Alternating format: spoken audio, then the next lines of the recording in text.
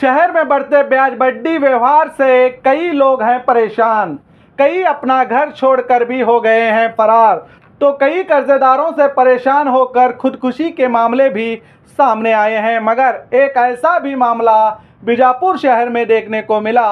दो कर्जदारों ने अपने दो साथियों के साथ मिलकर कर्ज वसूली करने वाले को ही मौत की नींद सुला दिया, जिसकी लाश बीजापुर के एपीएमसी में मिली, जबकि कर्ज देने वाला वसंत चौहान था और वसंत के दिए गए कर्ज की वसूली करने वाला रोहित पवार 22 साल था, जो अपनी जान गंवा बैठा है।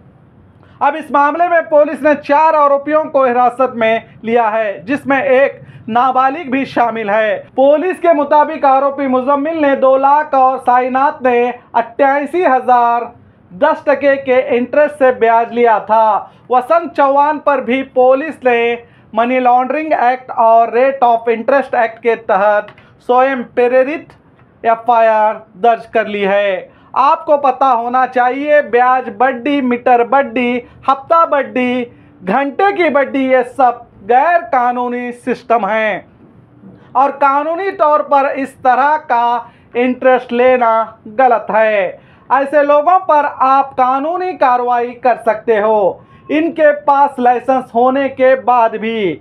बीजापुर शहर की बात करें तो यहाँ पर बिना लाइसेंस के ही ये धंधा बड़े तेजी के साथ चलता है। और दुनिया में एक ऐसा धर्म है जिसे इस्लाम कहा जाता है। इस इस्लाम धर्म में ब्याज यानी सूद खाना जुर्म है, गुनाह है। इसके बावजूद इस धर्म के कई लोग ब्याज बड्डी सूद खाने का कारोबार करते हैं। ज़्यादातर स्लम इलाकों में ये कारोबार खूब फल फूल रहा है और शर्म की बात तो ये है, इस ब्याज बड्डी कारोबार में पुरुषों के साथ साथ महिलाएं भी शामिल हैं। इस मज़हब की सबसे पाक किताब कुरान शरीफ ने इन्हें सूद खाने से मना किया और इसकी सज़ा तक बताई है। उसके बावजूद इस धर्म के कुछ लोगों ने इस धंधे को ही अपना कारोबार बना लिया, जिस कारण से वो तो इस दुनिया की रंगीनियों में खुश तो हैं, मगर इन्हें आखिरत का अंदाज़ा नहीं है, जो मरने के बाद इनके साथ क्या होगा।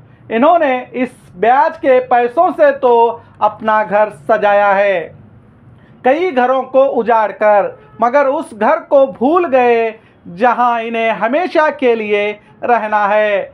उस घर का कभी इन्होंने ख्याल नहीं किया। ख्याल करते तो ये लोग कभी ब्याज का कारोबार नहीं करते, जिनके कारण आज कई परिवार ने अपना घर खोया, कई लोगों ने अपनी जान ली है, कई लोग अपना घर, अपनी बीवी, अपनी माँ बाप, बच्चों को छोड़कर कर्ज ना देने के चलते इनके जुल्म से परेशान होकर भाग गए और कई लोग खुद को नुकसान पहुंचाने के लिए तैयार हैं इन सूद कारोबारियों के टॉर्चर से।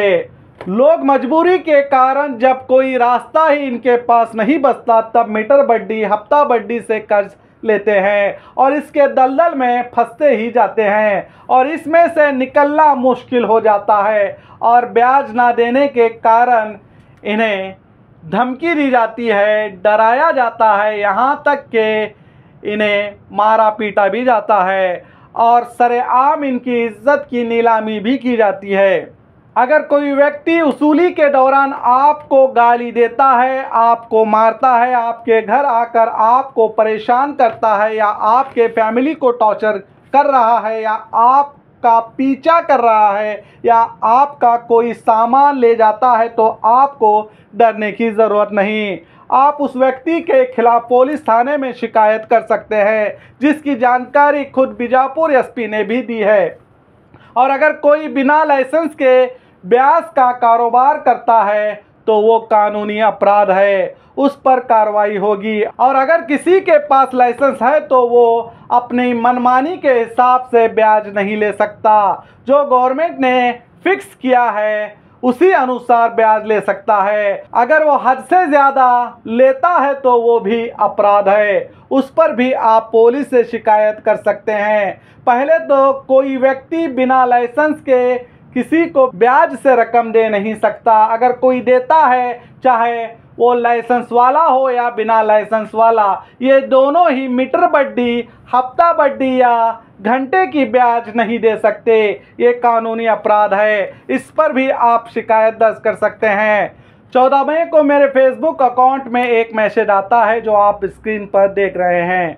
वो इस मैसेज के ज़रिए मुझसे उसने क्या कहा सुनिए।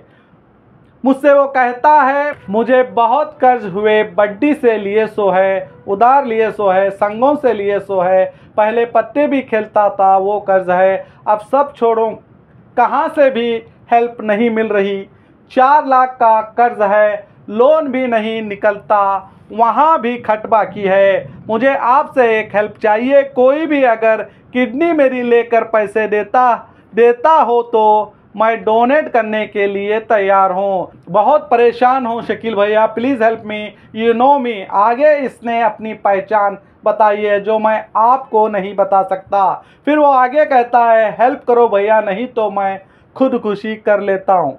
मुझे देख के किसी को भी नहीं लगता कि मैं इतना डिप्रेशन में हूँ करके सबके सामने हंसता रहता हूँ। मेरी तकलीफ़ मुझे मालूम, मैं किसी भी नहीं बोल सकता। प्लीज़ मेरी हेल्प करो भाई, प्लीज़।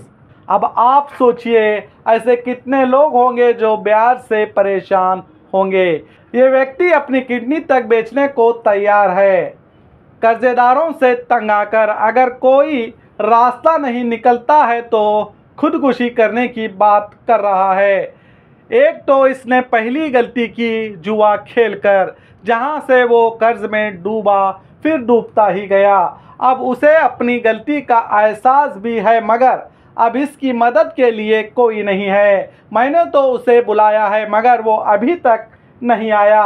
अगर आप इसकी किडनी और जान बचाना चाहते हैं और इसे इस ब्याज के दलदल से बाहर लाना चाहते हैं, इसकी मदद करना चाहते हैं, तो मुझसे कांटेक्ट करें, मैं आपको इसकी जानकारी दूंगा।